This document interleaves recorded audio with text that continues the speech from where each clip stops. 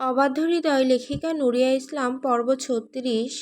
ঘড়িতে ঠিক তখন ৩টা ৪০। দিনের শেষ ভাগে প্রকৃতি কেমন ম্লান হয়ে আছে। আজ অবশ্য আকাশটা একটু অন্যরকম লাগছে, কেমন যেন ঘোলাটে সোনার আভায় ছেয়ে আছে। এরিক জানে দিনের এই শেষ বেলায় সময়টা বড় দ্রুত চলে। ব্যাপারটা কেন জানি রহস্যময় লাগে তার কাছে। জীবনটা বুঝি এমনই, যে মুহূর্তগুলো ধরে রাখতে সাধ জাগে সেগুলোই সবার আগে ফুরিয়ে যেতে চায়। বিমানবন্দরের ভিভিআইপি লাউঞ্জের বাইরে এরিক অপেক্ষা করছে। তার প্রাইভেট জেট এই সময় রানওয়ে স্পর্শ করবে। এরিক দাঁড়িয়েছিল তার কালো মার্সিডিজ গাড়ি থেকে সামান্য দূরে। বুকের ভেতর কেমন চিনচিনে একটা ব্যথা অনুভব হচ্ছে।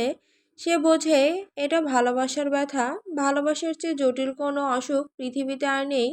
তার মনে হলো ইনায়া হয়তো এতক্ষণ জেগে উঠেছে। তার দেওয়া ক্লোরোফর্মের প্রভাব কি কেটেছে? জেগে উঠে মেয়েটা কি ভাববে? এরিক জানে ইনায়া হয়তো আবার তার পরিবারের কথা ভাববে। এই মেয়েটা কেন শুধু অন্যদের নিয়ে ভাবে? একবারও কি তার কথা ভাবতে পারে না, যে তার জন্য এতটা উন্মাদনা করে? এরিক ঠোঁটের কোণে একটা সিগারেট ধরিয়ে বাতাসে ধোঁয়া ছাড়ল।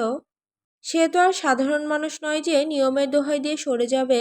সে ভালোবেসেছে, নিজের ভালোবাসাকে নিজের কাছে রাখার ইচ্ছা পোষণ করা কোনো অন্যায় হতে পারে না। এরিকের ভেতরে অস্থিরতা বাড়ছিল। এই অস্থিরতা শুধু ইনায়াকে ঘিরে। ইনায়াকে ছাড়া তার কোনো ভবিষ্যৎ নেই। সে ভাবনার জগৎ থেকে চোখ ফেরালো সামনে। ইনায়া গাড়ি থেকে নামছে। এরিকের বুকটা ধক করে উঠল। মেয়েটা কেমন নেতিয়ে আছে। তার চোখ মুখ বিষণ্ণ লাগছে। এরিক এই বিষাদের কারণ ধরতে পারে না।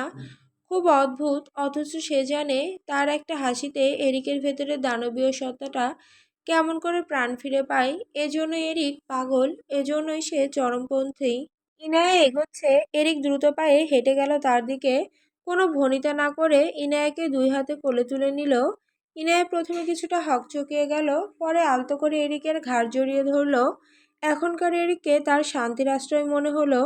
পৃথিবীতে এত মানুষ, এত কোলাহল, অথচ একজন মানুষ মাত্র আছে যার কাছে এত নিবিড়ভাবে যাওয়া যায়।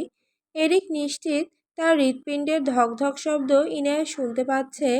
তার হৃদয়ের তীব্রতা ইনায়া যাতে অনুভব করতে পারে, সেজন্যই এরিক ইনায়াকে এক প্রকার বুকের সাথে চেপে ধরেছে। এরিক ইনায়াতকে কোলে নিয়েই প্রাইভেট জেটের সিঁড়ি দিয়ে হাঁটতে শুরু করলো। ব্যাপারটা একটু বেশি নাটকীয় হলো কি? হতে পারে। এরিক মনে করে জীবনে কিছু মুহূর্ত নাটকীয় হওয়া দরকার। হিসেব করে সব কিছু হয় না। যারা বেশি হিসেব করে তারা আসলে ভালোবাসতে জানে না। জেটের ভেতরে নরম চামড়ার আরামদায়ক সিটে ইনায়াকে এরিকের পাশে বসালো। বাইরে তখন সূর্য ডুবছে। শেষ আলো এসে পড়েছে ইনায়ের মায়াবী মুখে।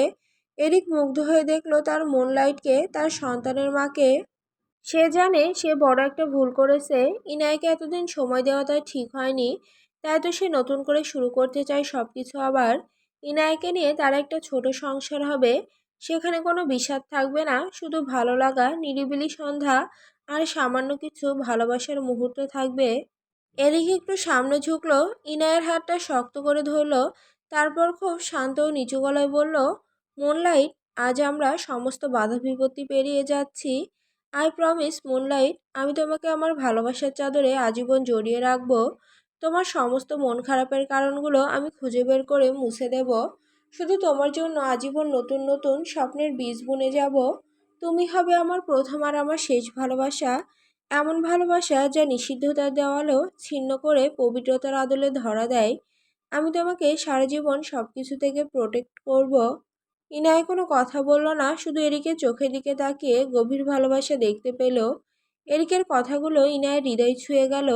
মেয়েটা শুধু আলতো করে মাথাটা এরিকের কাঁধে রাখলো। আর তখনই বিমানের ইঞ্জিন চালু হবার মৃদু শব্দ হলো। এরিক দীর্ঘ একটা শ্বাস ফেলল। পৃথিবীটা বড় গোলমেলে জায়গা, তবু কিছু মানুষ থাকে যাদের আঁকড়ে ধরলে সব গোলমাল থেমে যায়। এরিক তেমনই একজন মানুষ, হয়তো একটু পাগলাটে, বেপরোয়া আর উন্মাদ টাইপের, কিন্তু তার সীমাহীন ভালোবাসার কাছে এগুলো নিছকই তুচ্ছ। চারিদিকে তখন একটাই গুঞ্জন, গুঞ্জন না বলে বলা ভালো। রিপোর্টাররা রীতিমতো ব্রেকিং নিউজ করছে। বিখ্যাত নিউজ চ্যানেল সিএনএন থেকে শুরু করে ফক্স নিউজ চ্যানেলগুলোতে আজ একটাই হেডলাইন, বিখ্যাত বিজনেস টাইকুন রিচার্ড অ্যাশফোর্ডের ছেলে এরিক অ্যাশফোর্ড নাকি এক মুসলিম নারীকে গোপনে বিয়ে করেছেন। কেন করলো, কিভাবে করলো কেউ জানে না। এই খবর চাউর হওয়ার পর মানুষের আর ঘুম নেই, এত বড় নিউজ তাদের কাছে কোনো সাধারণ ব্যাপার নয়। তারা বলাবলি করতে লাগলো, কে এই নারী, ব্যাপারটা কি? এরিক অ্যাসফোর্ডকে ঘিরে এমনিতে গল্পের শেষ নেই, আর এখন এই বিয়ে। রিপোর্টাররা তো রীতিমতো শিকারী কুকুরের মতো ঘুরে বেড়াচ্ছে। ঠিক তখনই সব জল্পনা কল্পনার অবসান ঘটিয়ে কালো কাচের একটি বিশাল বিলাসবহুল গাড়ি তীব্র গতিতে এসে থামলো ঠিক সাংবাদিকদের ভিড়ের সামনে। দরজা খুলে গুরুগম্ভীর ভঙ্গিতে বেরিয়ে এলো এরিক। চারিদিকের ক্যামেরার ফ্ল্যাশ আলো তার ইস্পাত কঠিন ব্যক্তিত্বের ওপর ম্রিয়মান হলো। তার মুখাবয়বে ছিল এক অব্যক্ত রহস্যের ছায়া, যা ইঙ্গিত দেয় কোনো এক অপ্রতিরোধ্য সংকল্পের। তার পাশে বলতে গেলে প্রায় গা ঘেঁষে দাঁড়িয়ে আছে ইনায়া। মেয়েটা ভয়ে সিটিয়ে আছে, নিজেকে সে পুরোপুরি শালীন পোশাকে ঢেকে রেখেছে। এত বড় লোকজনের ভিড়, এত এত ক্যামেরা, এইসব বিলাসিতায় ইনায়া মোটেই অভ্যস্ত নয়। এরই গাড়ি থেকে নামার সঙ্গে সঙ্গে রিপোর্টাররা চিলের মতো সেঁকে ধরল তাকে। একটা মাইক্রোফোন তো প্রায় এরিকের মুখের ভেতরেই সেদিয়ে দিচ্ছিল এক রিপোর্টার। হাঁপাতে হাঁপাতে সে বলল, স্যার, আমরা শুনেছি আপনি নাকি বিয়ে করেছেন। স্যার, একটু একটু স্পষ্ট করে বলুন না। জনতার উত্তেজনা ততক্ষণে চরম সীমায় পৌঁছে গেছে, কিন্তু এরিকে একটু বিচলিত হলো না। বরং সে পুরো পরিস্থিতি তীক্ষ্ণ নজরে ধীরস্থিরভাবে একবার অবলোকন করে ভীত ইনায়ের হাতটা শক্ত করে ধরল, যাতে মেয়েটা একটু আশ্বস্ত হয়। এরপর ভিড়ের দিকে তাকিয়ে গমগমে স্বরে বলল, আমি সব পরিষ্কার করার জন্যই আপনাদের ডেকেছি। আপনারা সঠিক শুনেছেন, আমি একজন মুসলিম মেয়েকে বিয়ে করেছি। এরিকের মুখে একজন বিধর্মীর মেয়েকে বিয়ের কথা শুনে সবাই কৌতূহল নিয়ে তার দিকে তাকিয়ে রইল। সবার মুখে চোখে শুধু একটাই প্রশ্ন, কেন একজন খ্রিস্টান হয়ে বিধর্মীর মেয়েকে বিয়ে করবে? এমন নয় যে খ্রিস্টান ছেলেরা নিজের ধর্মের বাইরে বিধর্মী কাউকে বিয়ে করে না। সমস্যাটা হলো একজন মুসলিম মেয়েকে কেন বিয়ে করতে হবে, আর এই বিয়ের বৈধতা কি মুসলিম সমাজ দিবে? এরিক সকলের দিকে একবার দৃষ্টি মেলে তাকালো। সবাইকে প্রশ্নসিক্ত দৃষ্টিতে তার দিকে তাকিয়ে থাকতে দেখে সে রিপোর্টারদের হাতে থাকা মাইক্রোফোনটা নিয়ে বলে উঠল, আমি এই মুহূর্তে সকলকে সাক্ষী রেখে বলতে চাই এবং আমার জীবনসঙ্গিনীকেও জানাতে চাই, তার সাথে আমার প্রণয়ের সম্পর্কটা কোনো হিসেব নিকাশের নথি খাতায় লেখা পরিণয় নয়, বরং ছিল এক দুরূহ, প্রায় অসম্ভব সমীকরণ। সমাজ যাকে বৈধ বা অবৈধ নামে দুটো কাঠগড়ায় দাঁড় করাতে চাই, সেই মাপকাঠিতে আমার আর ইনায়ের এই টানকে মাপলে ভুল হবে। এ হলো কেবলই হৃদয়ের টান, যা বিধাতা লিখে দিয়েছেন। এই পরিণয় কোনো গোপন অভিশয় নয়, বরং এক আমৃত্য ভালোবাসার ওয়াদা, যা পৃথিবীর যে কোনো সব নিয়ম কানুনের ঊর্ধ্বে গিয়ে কেবল দুজনের জন্যই সত্য হয়ে বেঁচে থাকবে আজীবন। আর এই ভালোবাসাকে বৈধতার সিলমোহর দেওয়ার জন্য এরিক অ্যাসফোর্ডের নামটুকুই যথেষ্ট। এরিক সকল মিডিয়ার সামনে কারো ক্ষমতা দাপটের পরোয়া না করে নির্দ্বিধায় নিজের ভালোবাসার কথা পুরো আমেরিকাবাসীর কাছে পৌঁছে দিল। সে আবার রিপোর্টারদের দিকে দৃষ্টি নিক্ষেপ করে সকলের সামনে ইনায়ের হাতে আলতো একটু চুমু দিয়ে বলে উঠল, আমার স্ত্রীর উদরে বেড়ে ওঠা এই ক্ষুদ্র জীবন, সে কোনো অবৈধ ফসল নয়, বরং এটি আমাদের পবিত্র বন্ধনের অমৃত ফল, বৈধতার স্বচ্ছ চাদরে মোড়ানো এক চরম সত্য। আলহামদুলিল্লাহ সকল কিছুর জন্য। জীবনের সকল প্রহেলিকার বেড়াজাল ছিন্ন করে আমরা অবশেষে এক হয়েছি বিধাতার অনুমোদনে। এরিকের কথা শুনে চারিদিকে হুলস্থুল পড়ে গেল। লোকজন বলাবলি করতে লাগলো, একজন বিধর্মী মেয়ের জন্য আপনি আপনার ধর্ম ত্যাগ করেছেন, নাকি ওই জঙ্গি সমাজ আপনাকে বাধ্য করেছে ধর্মান্তরিত হতে? একজন সাংবাদিকের এই রকম প্রশ্ন করাটা এরিকের ঠিক পছন্দ হলো না। তার মুখের হাসি ততক্ষণে মিলিয়ে গেল, চেহারার ভাবমূর্তি কঠিন হয়ে গেল। সে নিজের রাগটাকে দমিয়ে খুবই শান্তিভাবে সকলের উদ্দেশ্যে বলে উঠল, আই থিঙ্ক আমি যথেষ্ট পরিমাণে অ্যাডাল্ট। তার থেকেও বড় কথা, এই পৃথিবীতে এখনো এমন কারো জন্ম হয়নি যার এত বড় স্পর্ধা হবে যে সে এরিক অ্যাসফোর্ডকে কোনো কিছুতে বাধ্য করবে। আমি এখানে নিজের রায় দিতে এসেছি, কারো সালাহা নিতে আসিনি। এরিকের গম্ভীর আওয়াজ শুনে পুরো জনসমাগম একেবারে শান্ত হয়ে গেল। মিস্টার রিচার্ড অ্যাসফোর্ডের ছেলের রাগ সম্পর্কে সবার কম বেশি ধারণা রয়েছে।